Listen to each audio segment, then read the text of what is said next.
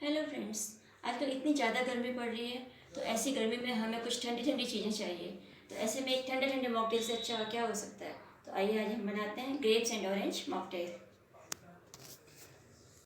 Orange grapes mocktail बनाने के लिए सबसे पहले हमें चाहिए अंगूर। इनको हमने अच्छे से वॉश कर लिया है। उसके बाद हमारे पास है कुछ स्लाइस ऑफ ऑरेंज, और उसके बाद हमें चाहिए पुदीने की पत्तियाँ, एक नींबू कटा हुआ, थोड़ी सी चीनी, ये है काला नमक पाउडर, और ये है भुना हुआ जीरा, और इसके बाद हमें चाहिए एक सोडा।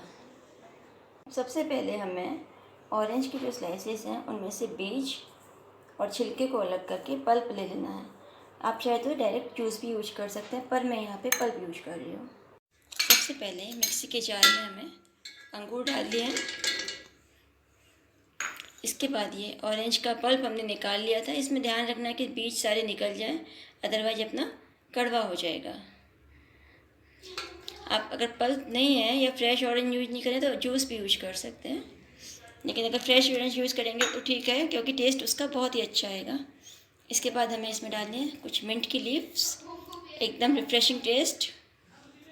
मिंट लीव से एकदम रिफ़्रेशिंग टेस्ट आएगा। और उसके बाद हमने रिफ़्रेश का अगला फंडा है नींबू। तो आधा नींबू हमें इसमें निचोड़ देना है। बीज मैंने पहले से ही निकाल दिए हैं।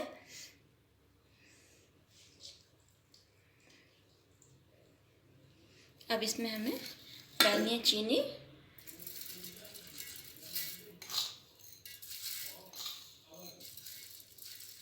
मैं 3 छोटे चम्मच चीनी इसमें यूज कर रही हूँ। अगर चम्मच बड़ा है तो 1 चम्मच ही चाहिएगी।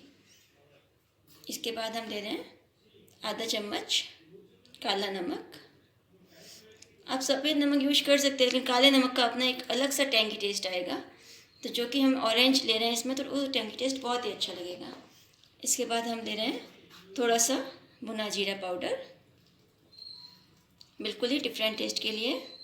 और ठंडा करने के लिए अब हम हैं कुछ आइस क्यूब्स।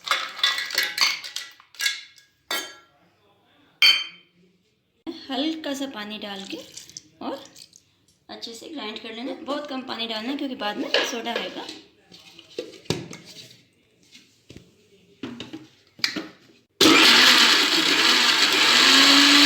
मॉकटेल अपना पीस के रेडी है। एकदम रिफ्रेशिंग टैंकी कलर आ रखा है। और इनको डालेंगे हम ये लॉन्ग ग्लासेज में। तो डालने के लिए सबसे पहले हमें ये कुछ मिंट लीव्स डालनी है ग्लास में। अब अपना मॉकटेल, हम इसको स्ट्रेन नहीं कर रहे हैं। हमने ऑरेंज के बीज पहले ही निकाल दिए थे, छिलके भी निकाल दिए थे, सिर्फ पल्प भी लिया था। तो ये अपना थिक थिक बनेगा। आप चाहे तो इसको स्ट्रेन कर सकते हैं, लेकिन फिर थिकनेस कम हो जाएगी। इनको हमें हाफ पड़ना है और हाफ हम इसमें डालेंगे सोडा।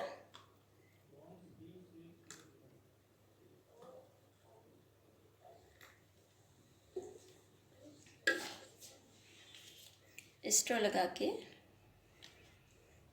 ऊपर से पुदीने की लीव्स के साथ में सर्व कीजिए।